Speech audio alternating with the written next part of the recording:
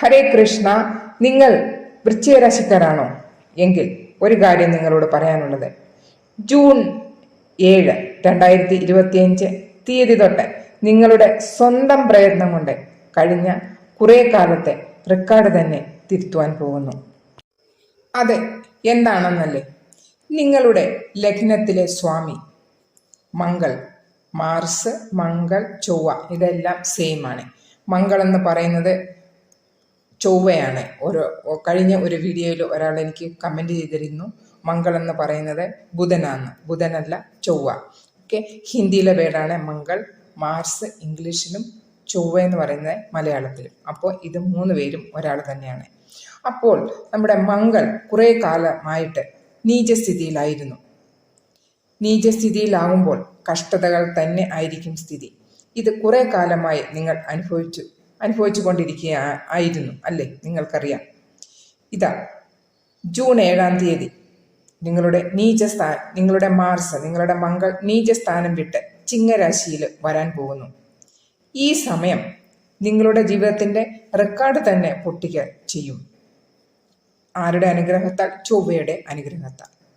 നിങ്ങളുടെ കേന്ദ്രത്തിന്റെ സ്വാമി, നിങ്ങളുടെ സ്വന്തം ഹൗസിന്റെ സ്വാമി നിങ്ങളുടെ കേന്ദ്രത്തിൽ തന്നെ പ്രവേശിക്കുകയാണ്. അപ്പോൾ നിങ്ങൾക്ക് എല്ലാ കഷ്ടതകളും മാറി നല്ല ഫലങ്ങളാണ് കിട്ടുവാൻ പോകുന്നത്. ജൂൺ 7 മുതൽ അടുത്ത 52 ദിവസത്തേക്ക് ചിങ്ങരാശിയിലായിരിക്കും ചൊവ്വയുടെ സ്ഥിതി. അപ്പോൾ ഈ സമയം കേന്ദ്രത്തിൽ തന്നെ ചൊവ്വ ഇരിക്കുമ്പോൾ നമുക്ക് എല്ലാ കാര്യങ്ങൾക്കും എല്ലാ ഗുണങ്ങളുമാണ് കിട്ടാൻ പോകുന്നത്.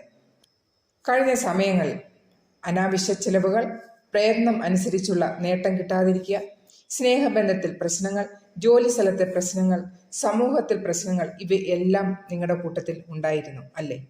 അപ്പോൾ ഇതിനെല്ലാം ഒരു വിരാമം ഇട്ടുകൊണ്ടാണ് ചൊവ്വ ഇപ്പോൾ ചിങ്ങരാശിയിലേക്ക് പ്രവേശിക്കാൻ പോകുന്നത് 7 ജൂൺ മുതൽ.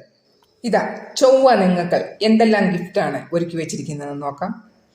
ജോലി ചെയ്യുന്നവർക്കും ബിസിനസ് ചെയ്യുന്നവർക്കും നല്ല ഒരു നേട്ടം തന്നെ കൊണ്ടുവരും.